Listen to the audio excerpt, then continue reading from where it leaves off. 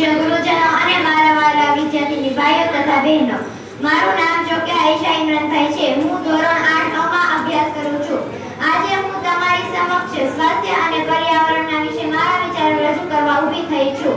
પહેલું સુખ તે જાતે નર્યા, સ્વસ્થ શરીરમાં સ્વસ્થ મન રહેલું છે. પર્યાવરણ જો શુદ્ધ હશે તો જ જીવન સમૃદ્ધ હશે. પર્યાવરણ જો શુદ્ધ હશે તો જ જીવન સમૃદ્ધ હશે. જો પ્રકૃતિનો નાશ કરશો તો સ્વાસ્થ્યનો પણ નાશ કરશો. જો પ્રકૃતિનો નાશ કરશો તો સ્વાસ્થ્યનો પણ નાશ કરશો. સ્વાસ્થ્ય અને પર્યાવરણ એક જ સિક્કાની બે બાજુ છે. આપણું શરીર 5 તત્વો પૃથ્વી, જળ, અગ્નિ, વાયુ અને આકાશનું બનેલું છે, જે પર્યાવરણનો જ એક ભાગ છે. જો પર્યાવરણ સ્વચ્છ રહેશે તો જ આપણું સ્વાસ્થ્ય સારું રહેશે. પર્યાવરણ એ આપણી માતા છે.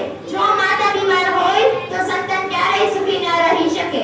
આજની ભયાનક વાસ્તવિકતા એ છે કે આજે શુદ્ધ હવા મેળવવી મુશ્કેલ બની ગઈ છે. વાહનો અને ફેક્ટરીઓના ધુમાડાના કારણે શ્વાસના રોગો અને કેન્સર જેવી બીમારીઓ વધી રહી છે. તેનો ઉકેલ લાવવા માટે આપણે માત્ર સમસ્યાઓ નથી ગણાવવાની, પણ તેના ઉપાયો પણ આપવાના છે. વધુ વૃક્ષો વાવો ને એક બાળક એક ઝાડનો સંકલ્પ લેવો જોઈએ. વૃક્ષો આપણને મફતમાં ઓક્સિજન આપે છે.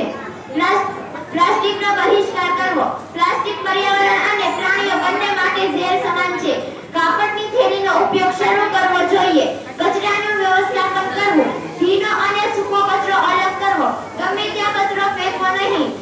સ્વચ્છ ભારત અભિયાનમાં સહકાર આપવો જોઈએ. કુદરત તરફ પાછા વળવું. પ્રદૂષણ ઘટાડવા માટે નજીકના અંતરે જવા સાયકલનો ઉપયોગ કરવો અથવા ચાલતા જવું, જે આપણા સ્વાસ્થ્ય માટે પણ ઉત્તમ છે.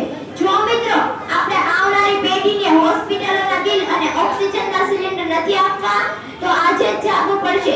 પર્યાવરણની રક્ષા એ કોઈ સરકારની જવાબદારી નથી, પણ આપણા સૌને એક નૈતિક ફરજ છે. પર્યાવરણ બચે તો જ માનવજાત બચે. હવે તમારે મારી સાથે બધાને એક પંક્તિ બોલવાની છે. વૃક્ષો વાવો, વરસાદ લાવો. વૃક્ષો